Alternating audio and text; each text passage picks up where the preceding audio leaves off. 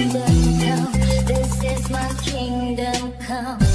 When you feel my heat, look into my eyes. Sebelum kalian menonton video ini, alangkah baiknya jika kalian memencet tombol subscribe dan bunyikan loncengnya agar kalian bisa mendapatkan video terbaru dari saya.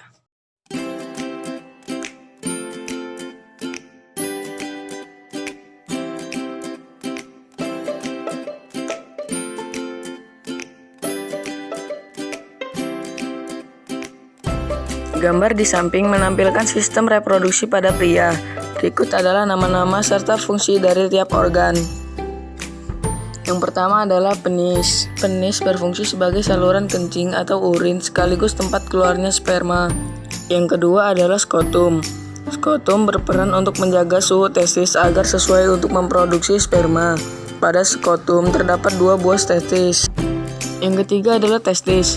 Testis adalah alat kelamin bagian dalam. Fungsinya adalah untuk memproduksi sperma dan hormon testosteron. Yang keempat adalah epididymis. Epididymis merupakan saluran yang keluar dari testis. Fungsinya adalah sebagai tempat penyimpanan sperma sementara. Yang kelima adalah saluran uretra. Saluran uretra adalah saluran yang terdapat dalam penis dan merupakan akhir dari saluran reproduksi. Perannya adalah sebagai saluran keluarnya sperma dan urin. Yang keenam adalah vesicula seminalis. Vesicula seminalis merupakan kelenjar yang menghasilkan zat yang berisi basa atau alkali, fruktosa atau gula monosakarida, hormon prostaglandin, dan protein pembekuan. Yang ketujuh, kelenjar prostat. Kelenjar prostat terletak di bawah kandung kemih. Fungsinya adalah menghasilkan cairan yang bersifat asam. Yang kedelapan adalah kelenjar koper. Kelenjar koper menghasilkan lendir dan cairan bersifat basa. Fungsinya adalah untuk melindungi sperma dengan cara menetralkan urin yang memiliki pH asam yang tersisa dalam uretra. Cairan tersebut juga melapisi uretra untuk mengurangi kerusakan pada sperma selama ejakulasi. Struktur dari sperma yang dihasilkan oleh laki-laki dapat dilihat pada gambar di atas ini.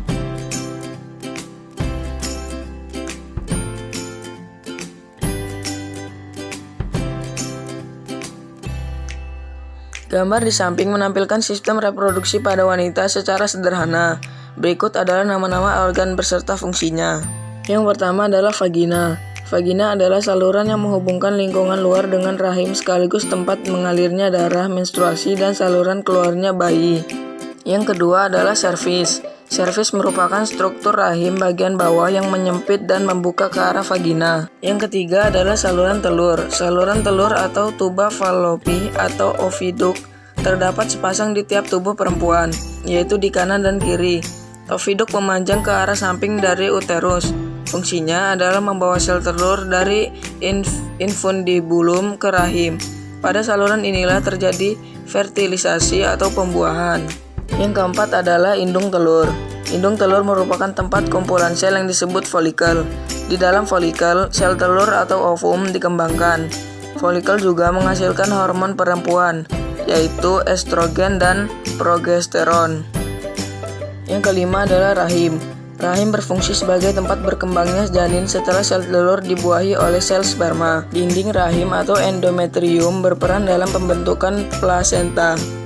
Sel telur yang dihasilkan di indung telur disebut juga sebagai ovum. Ovum termasuk ke dalam elecital atau tanpa kuning telur dan mengandung butiran kontrikal dan trombosit kuning.